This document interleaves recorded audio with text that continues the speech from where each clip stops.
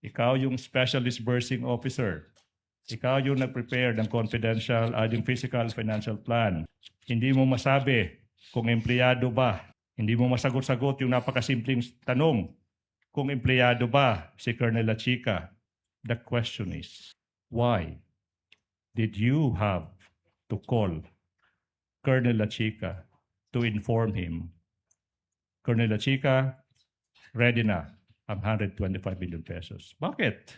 Kasi po, may instruction po sa taas, Your Honor, ng aking head of agency na kung ma-encash ko po ang cheque, i-release ko po kay Sir Lachica, kinsa iyang gi-designate nga special officer po, a security officer po sa Office of the Vice President na siya i-order, Your Honor. Okay, ma'am.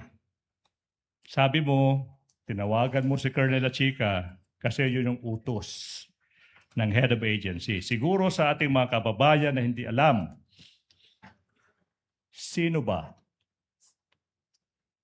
Sino ba ang head of agency na nag-utos sa iyo as the special disbursing officer na ibigay yung 125 million pesos in cold cash sa isang security officer, Colonel Raymond Dante Lachica?